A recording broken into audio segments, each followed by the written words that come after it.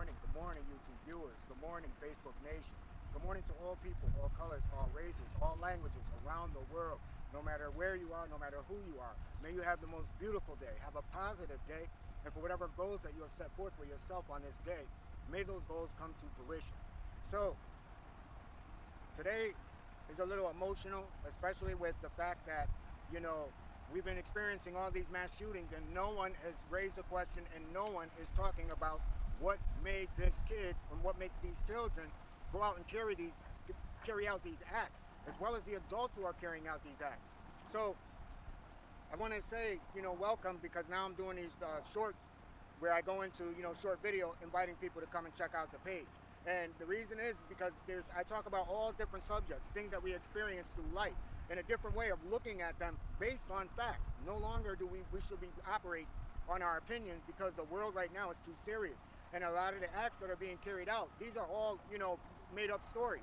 And, statistics proves, these things otherwise. So it's up to us to know, so that we can speak. And we can't speak when things are too late, talking about the grandmother who probably more than likely was going to turn in her grandchild. So this is the fact that this person didn't even care about her, showed you that he was on something that was other than worldly, other than human. Almost what we would say is that the demonic possession. I know a lot of people don't like to hear that. But I want to do something really, really quick. I want to show us that, most of us are living in denial. And I'm going to ask you this one question. And if I get this question right, no matter who you are, then you're going to need to listen to the rest of this video, because this information includes you. So the title for this topic is Stop Lying to Yourself. The world will thank you for it. So what do I mean? Exactly what I've been saying, exactly what you've been going through. We've all noticed that something is not right in the world that we're in. And I'm going to explain how, we're affected by it and what's allowed by it. And I'm going to use an example in order to, show this on a mass scale, but with a group of people that are in the news right now. And one of them is getting ready to be prosecuted. He's a pastor of a church. So I'm going to show you how deep manipulation, brainwashing, and the fact that, a lot of the things that we're condoning, we're victims of. So we need to address them. We can't no longer sit back. So the question that I want to ask you is, if you're a man and you're married to a woman, now if you're a woman hearing this and you're married to a man and you have a child, is your child free? I'll wait, and I'll wait. Most of you said yes, and the answer is no. We are all slaves to a system. When our children are born, they also are a slave to the system. And so by allowing ourselves to be in denial, that's the beginning, knowing that we're in denial, because most who heard that said, yeah, my kids weren't free. No. It doesn't matter who you are on the face of this earth. There's a rule book and there's guidelines that's handed to you, and you're slaves to a system. And then you work yourself to death, just like your child is going to do, and just like his children are going to do. And the question that I'm posing to you is, who gave anyone the right to do that? Who created this earth that when you're born, you got to literally be enslaved to whatever group that you're born into? You don't have the right to walk away and say, you know what, I don't want anything to do with this. So by us living in denial, it shows that we're living in fear, because we can continuously lie to ourselves while, producing these children, thinking that there's going to be a different outcome for them. As sad as it is to say, we're looking at what the teenagers are doing. So the children who are less than that are going to probably be even worse, because we can't stop this cycle. The only person that can stop this cycle is you and me, how I contribute to this cycle. So I want to explain that to you. So we all know that the world is changed. We all know that there's a certain fault that we share in this failure. But when we ourselves lie about situations, lie about our feelings, lie about our self-worth, then you need to hear this video in its entirety, because most people are doing it. They're constantly lying to themselves. And then when others don't follow the lie, then people get angry. And we find out, a lot of the movements that, for years fought for all these rights so that they can be respected. Once they fought for these rights, they automatically became the most evil things that there are. It's almost like they're hating mankind for, making changes to make it equal for everyone. And that's the sad, again, it's a reverse type of manipulation, but it's also laced with hatred. And we know that a lot of these movements are based on hatred. So how does that affect us? We're not a part of any movement, but we condone these things. So I want to share with you like this: how the lies that we tell ourselves and others directly affect our world as a whole. I want to begin with the causes, then I want to explain how our individual actions empowers others to act. like the kid from went to New York and he made the claim that black people are outpopulating white people, which was a straight out lie. The fact is we're not even the second largest group. We're not even the third largest. We're the fourth group. And the reason that we're the fourth group is because we're not stupid enough to bring children into the world knowing that things are getting more and more rough for us. But you'll continue the lie and teach children a lie so that they go and carry it out. And then when everything happens, they're like, well, I wonder what he was thinking. Maybe we should be talking to you about what maybe you were talking to this person about. And this is the thing. There's no accountability. No one, except for one time where the parents bought the gun for the kid, where they arrested because they were involved, linked themselves involved. But how many others are accessory to the facts of these incidences that are happening and they don't get brought to justice? All the carnage that's left behind, that person takes his own life, or that person's in jail, but this person was in contact with this person, that person, this person, that person, this person. So at what point do we hold people accountable? And I'll tell you why this doesn't happen. And I'm going to use the perfect example for this. But before I explain this, the reasons why this is happening to each one of us individually is number one, fear. And I'll explain that fear by explaining this situation. The second is manipulation. And the third is pride. Now, I want to give you a story. It's an actual story. This took place in, I believe, Warsaw, Indiana. But it's in Indiana, and the name of the church is New Life Christian Church and World Outreach in Indiana. And the pastor, I tried to get a picture of the pastor, but I could not get a picture. But I'll explain what you're seeing in these photos and why it's important for you to hear this story. So, like I mentioned, I want to do a disclaimer because I mentioned the church. I mentioned Pastor John Lowe II, who is the creep in all of this, and not his church. But I want to do a disclaimer saying this is for educational purposes only. That in no way am I, let the legal system do what it needs to do. I'm only basing my comments on what I saw from a video that was shared by Macy Cook, and it's M-A-I-S-E-Y-C-O-O-K, Macy Cook. And you can find the full video on YouTube, so look it up and you can find it. So, and I suggest that you do because you're going to see brainwashing, manipulation on a massive scale 101. Now let me give you some backdrop to this story. Now, the pastor was retiring because he was made aware that one of the people that were in the church, her and her husband, were going to come to file, to bring claim to the church to say that he molested this woman when she was 16 years old in a church. She may have been 15, but 16 is what she's claiming. So even at the age of 16, this is still a grown man. And the fact that, he went after these children, or this child, it shows us the world that we're living in, where grown-ups are doing these things to children and everybody's turning a blind eye. Now, what I want to see in the picture, you see her and her husband. Her and her husband are telling the church, there's no farewell retirement party. This is what you did. These are the manipulation. These are the brainwashing things that you did. You stole something from this child that she can never get back. And thank you for the state of Indiana, because as I read the rest of the article, they are looking into bringing charges, and if the charges are to come, they will be by the end of the week, and I'll keep you posted on this. And again, the people that were in that church should have been held accountable, except for the few who spoke up and walked out of the church and left that church for good. But now, the lady is giving a heartfelt, just telling the world, hey, this is what this guy did to me. And this is why people don't come out and come forward to complain about these things, because there's so many people that condone it. And if you don't believe that they condone it, this picture that you're seeing right here, all the people are getting up to pray, not for her, not for her or her husband. They're praying for the safety and the well-being of the pastor who did this heinous act, literally giving this man hugs. So when we live in a world where you see that the people are condoning these acts, and the reason that I know that these people are brainwashed, I've seen this play out in my own family. And how many families are watching this? People in families has this played out where a family member gets caught abusing, one of the relatives or one of his own children. And then all the family stays shut about it. All the family just stays shut. This is what you're seeing in this church. Because in my situation, when I found out, the people, the community, because the person was, who was related to me was an activist in the community. And the community wrote articles like praising this guy until the child was born. A child who was born retarded and looks exactly like him, my relative. Looks exactly like him. And he's got to suffer for the rest of his life because of this blindness. So this kind of tore me away from my family in whole. But the reason that I'm getting real with all of this is because the war that we are expecting to come, Armageddon, what have you, that war has been fought. What is being done now is judgment. They are judging our souls.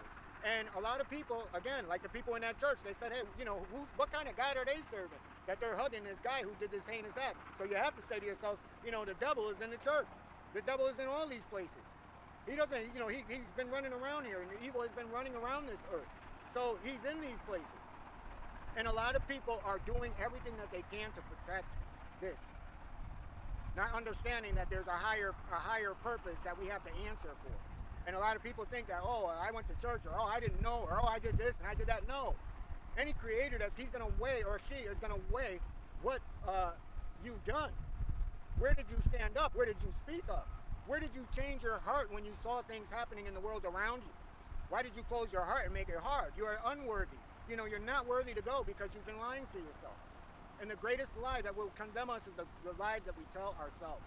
So the reason that, again, the fear of the people. And the reason that there was fear in the people that were in that church was, number one, church investment. These people have invested money for years in the church. They built additions to that church, as well as, financially donated, for causes that the church, wanted to do. Now, the second one is the benefit. Now you can walk around the church, you got a position, people have, you can say what you want, people have to treat you with a certain type of respect. That's the benefit. From now she's gone, her husband's gone, I can take their place. So forget about what the pastor did, I want to take that person's place. And we see it all too much in jobs, we see it in politics, as well as we see it in religious circles, as well as social circles. So the validation at the end, that was the number 3. So it's church investment, the benefit, also validation. Because that's all you know. The people that you know, they're the only ones that validate you. So if they're all standing up for something and turning a blind eye, I might as well turn a blind eye too. Validation. So the second one is manipulation, what's happening with the people that you see in this picture. And that is brainwashing, privilege, and shelter. So when we say brainwashing, all you have to do is listen to his son or whoever that is that's doing the prayer for him. And listen to the words that he is saying. You're praying for this demonic person who did this heinous act to this innocent child, taking her virginity, something that she can never get back. And the only way that abuse stopped was because somebody in the church, fell in love with her and married her. It's the only reason that the guy stopped doing what he was doing. And he probably was looking for somebody else to do it to. So, these people don't stop. They are predators. So, brainwashing. The people are brainwashed because you got to listen to what the guy is saying in the prayer. Privilege.